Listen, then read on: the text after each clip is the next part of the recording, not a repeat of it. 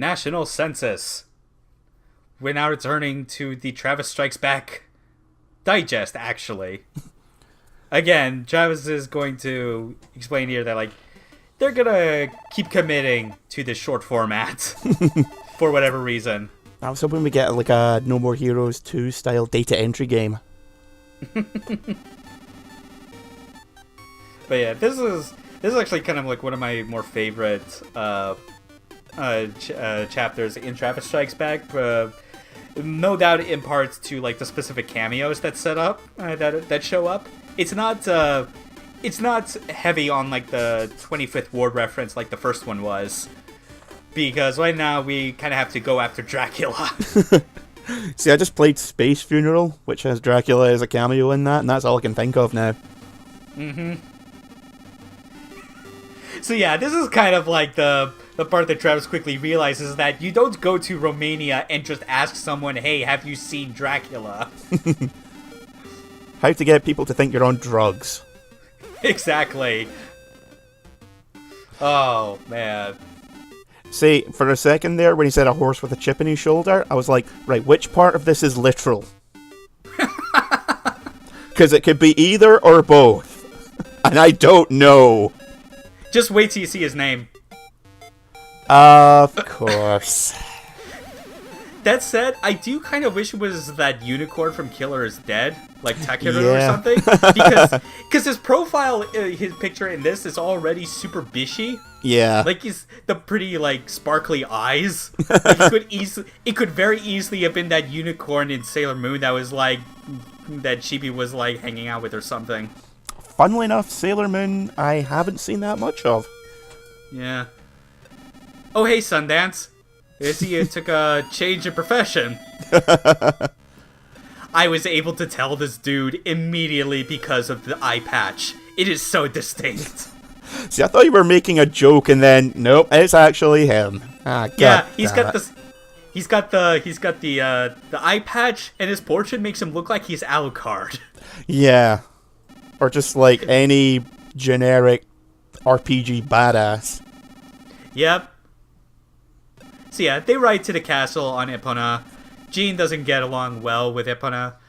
Jean just doesn't get along well with anyone except Travis. And even then...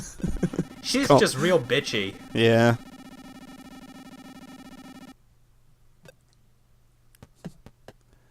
Oh, cool. Obviously a trap. Banzai! Oh, man. So now we gotta find Dracula wherever he's hiding in this castle. Oh, hey, there he is. Yeah. Although, something's odd. You know how I offhand mentioned Killer is Dead when I was talking about replacing Epona with the unicorn? Oh, fuck. Yep. Mondo Zappa, motherfuckers. Oh, I lost my shit so hard. Yeah, so that's why he's here. And that portrait is admittedly pretty good looking for him in an anime way. So yeah, Count Dracula had a death ball inside his fucking head. And he's like...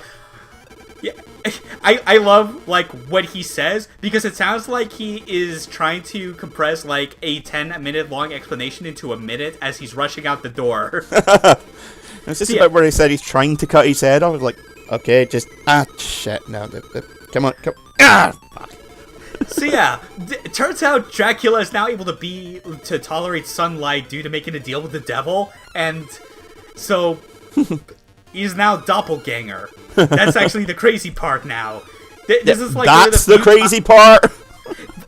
Well, it's like, well, okay, everything about it is fucking crazy, but it's more the fact that like this is one of the few times that they actually reference doppelganger as an entity outside of Life is Destroyed, because the thing is, like, he's not, like, a killer who got caught and, like, executed for his crimes and whatnot. He's actually still at large. And supposedly, Mondo and his entire organization, which is, like, the same one from Killer is Dead, is after him because that technically qualifies as, like, that type of like, case that needs to be taken where there's like a weird paranormal, like national security bent to it that needs to be resolved.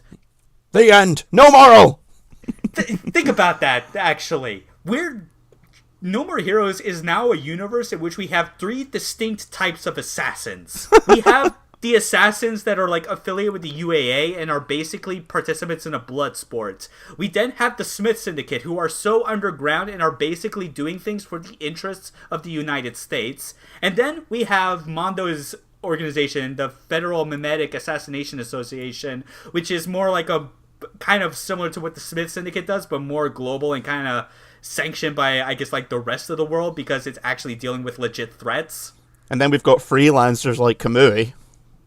Yeah, who's like, well, I mean, like, he's not even so much like not really an assassin. Like, he's technically like an observer who's in a weird relationship with Miss Bruno and Red Ribbon. Oh, fuck me! I just realized something.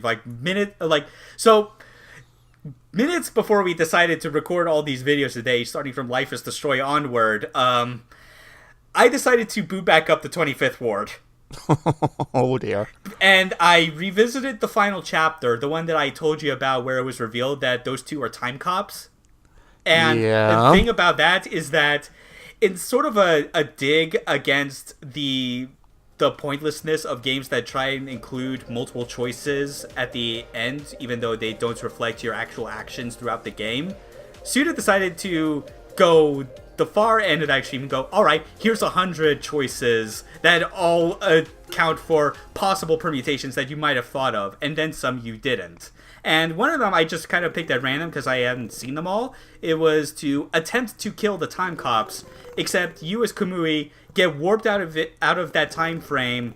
They talk to you and say, hey, listen, we're actually time cops, and we have a job for you that needs to be done. We're going to warp you to this time in the future. Go to this burger joint in Texas and wait for a guy. He's known as Mr. TD. Wait for him to show up. He's got a talking cat. It's fucking weird. And we need you to direct him to the location of a specific ball.